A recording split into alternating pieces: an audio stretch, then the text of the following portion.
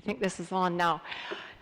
So may I just begin by saying how pleased I am to be here, and to thank Stan and Antonio for setting this up. I've had a great time, and also to thank the Pontifical Institute for hosting it. It's really a splendid event. So one of the things that went in, is this loud enough? Okay, one of the things that went into the title is a worry about how such things as motivation and valuation are going to be handled in silicon systems. It doesn't seem obvious that motivation can be represented as symbolic, and I don't really know how it's best understood. And I think that the problem of characterizing it has not really been totally faced at this point. But I'll come back to that a little bit later. It's just also, the point is that motivation and valuation are very, very deep in the nervous system. And they color many aspects of our behavior, including the things we pay attention to, what we find relevant to what we search for, what we care about. And so it's really essential for us to, in some way, integrate what we understand in the nervous system about the nature of motivation and valuation with what we think about in the context of knowledge understood as pattern recognition.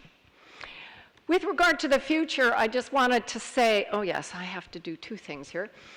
One thing, and I think this has come up before from Jan, and that is that our prediction horizon for neuroscience, and I rather suspect this is true also of computer science, is really only about 5 to 10 years out. And beyond that, we're kind of in the realm of great speculation. And I don't mind speculation, I think that's great fun, but I'm not really about to use first-string neurons for speculating about how to curtail it or how to change it or what regulations I should put in place for it if it's something that may not actually happen. And so we know, for example, that there are ideas that people have had in the past, the Jetsons, or this example of how in the future students will learn. And it's fun to speculate about, but until it becomes sufficiently palpable for us to really see the implications, I'm a little bit too practical and too pragmatic to get terribly exercised about it.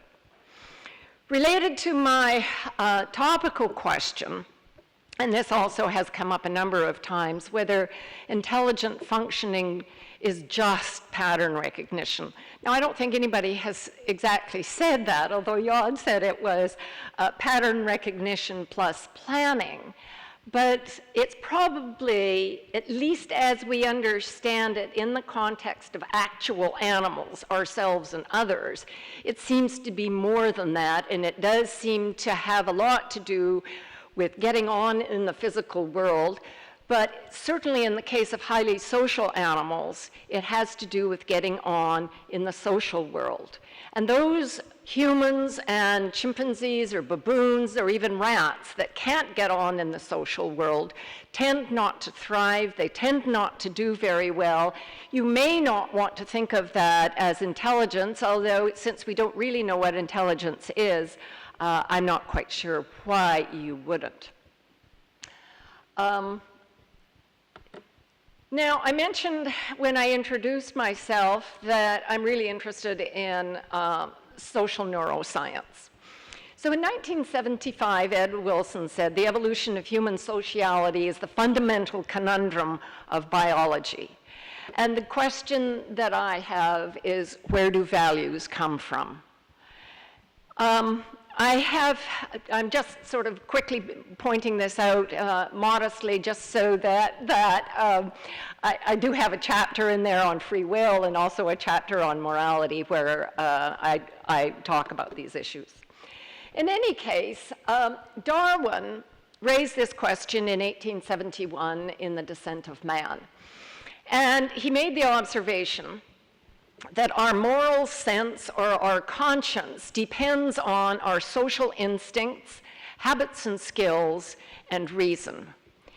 And I think what is really new in social neuroscience, together with experimental psychology, and especially with developmental psychology, is that we're beginning to understand the respects in which Darwin really nailed this. So, of course, sociality has evolved many times. We know, especially from Ed Wilson, about the social behavior of insects. We know about social behavior in fish, in termites, and many other things. But it tends to be that the circuitry supporting that kind of social behavior is very special purpose. And what's distinctive about the social behavior in mammals is that there is much more flexibility, and this is certainly true in the case of humans, that there is much more flexibility and much more, in a way, room for both creativity and for error. So the question is, why did mammals become social, or what changed in our evolutionary story such that mammals are social? And the answer seems to really be it was all about food. So about 200 million years ago, warm-blooded animals appeared on the planet. Gram for gram, they must eat about 10 times as much as a cold-blooded animal. And this is a huge ecological constraint. The advantage, of course, is that they can hunt at night, and they can forage and hunt and reproduce in colder climates. But they do have this huge energy cost. The way that Mother Nature seems to have solved this problem was to, basically speaking, make animals smart. And to do that, you wanted to have the animals, oh, sorry, I have got two things to do here. Yeah, so, oh yeah, okay, I'll ask you and you can do it. So what you needed to do to make them smart was to have some sort of neural organization that could learn from the environment, basically to model the world in which it was born.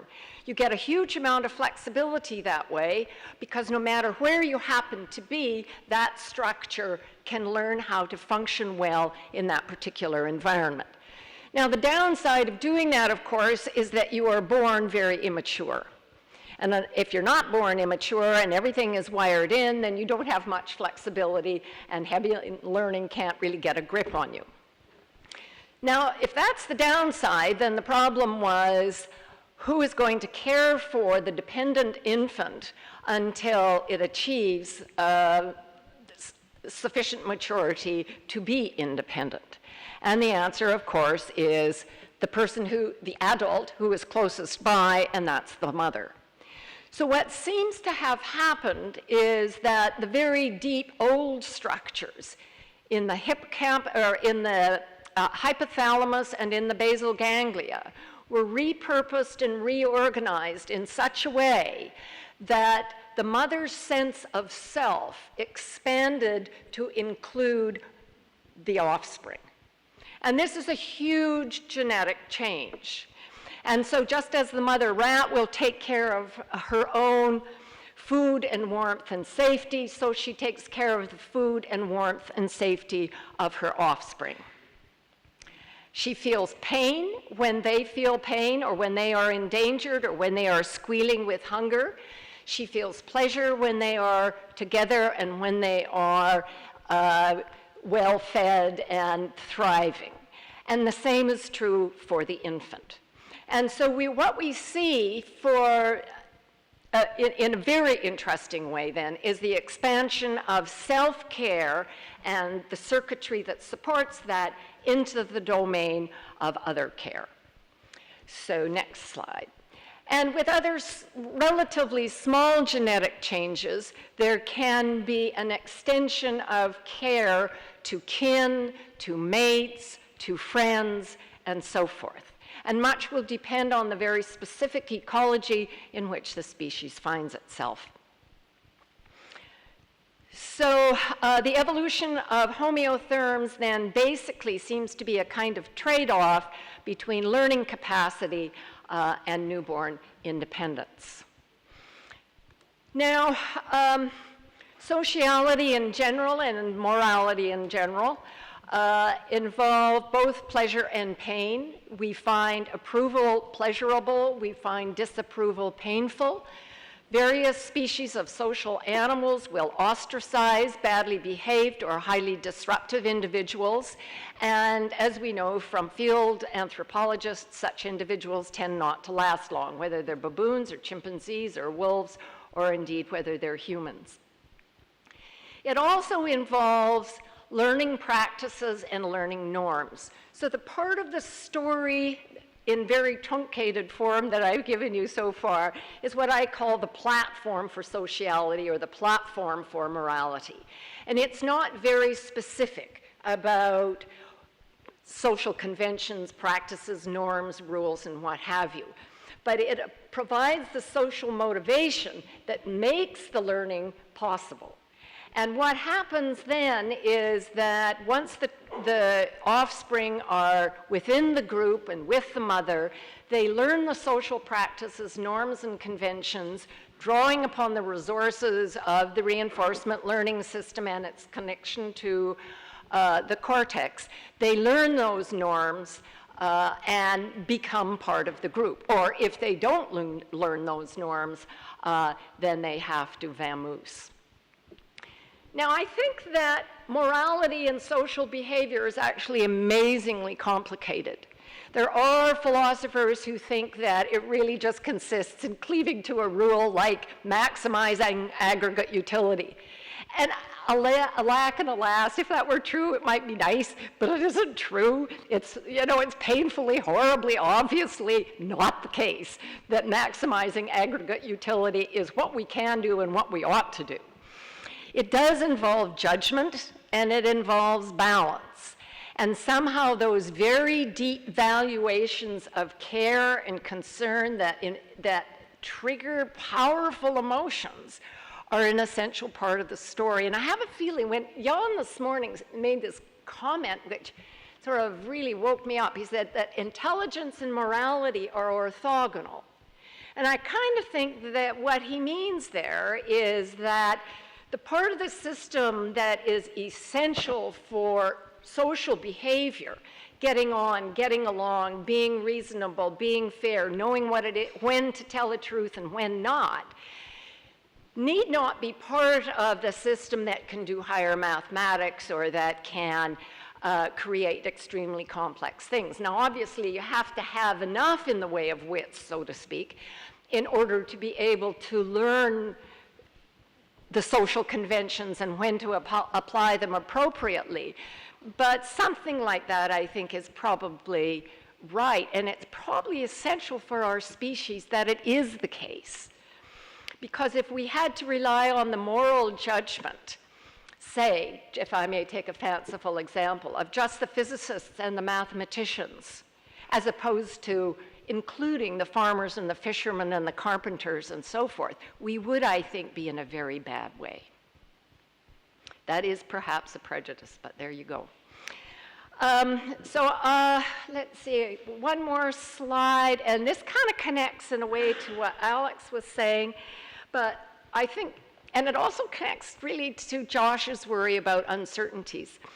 I think many problems in life are essentially bandit problems. That is, if we think of the slot machine as a one-armed bandit, suppose that I give you 50 slot machines and I say, go ahead, make as much money in 2 hours as you can.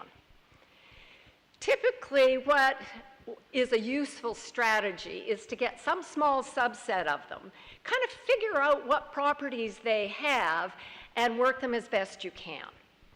But it's always an open option whether you should shift from exploitation of what you know in that domain to new exploration. And there is no rule that tells us when to do that. And we vary. We vary across cultures about when you should explore or when you should stay and exploit. We vary temperamentally across individuals. We vary as a function of external conditions and internal conditions. If there is an external threat, if you're very, very hungry, and various other kinds of things. But many problems really can be thought of as essentially bandit problems. Should you stay or should you move on, explore another possibility, and so forth? So having said that, yeah, I guess we can hit one more. Yeah, so there's the array. That's only an array of 2, but I was imagining, of course, that you would have an array of more. I was in the airport yesterday, and there was this massive queue to get to passport control. And it was a bandit problem. Should I stay in this line? Should I approach one of the officials and say, you know, I've got a Nexus pass, please let me in, global entry. Oh, and then I'd lose my place. And many of our issues, I think, are like that. Not all of our social issues, of course, are like that. So I haven't said very much about, yeah, we can go to one more, about public questions. But one of the things I do worry about is the impact in the wider community of the kinds of things we are doing. People, very reasonable, intelligent people who are also very busy, wonder whether neuroscientists are really in the business of brain manipulation and control. And the reason they wonder that is because some of our colleagues are only too willing to get their names in the headlines by responding to reporters by saying, we're almost at the brink of being able to control people and control soldiers as they go into war, and almost on the brink of being able to read your mind, and so on and so forth. They worry that there will be injustice via brain surgery. We can just go to the end of this list, that it will debase human dignity, that it will collapse our judicial system. These are not idle worries. They're worries that come about partly because people like us and our colleagues put these things out in the public domain. And one of the ethical issues that truly does bother me is the degree to which, and I mean, I think about this mostly in the context of neuroscience, because that's the field I know, but the degree to which neuroscientists are willing to be characterized in this overhyped and really rather dangerous way. And I think we all owe it to science and to each other to tell the truth, and not to try to scare people, not to try to grab big headlines, not to get that extra grant by sounding really cool and amazing, by scaring the socks off people. I think it's really wrong, I think it's damaging to science, and I think it undermines the trust.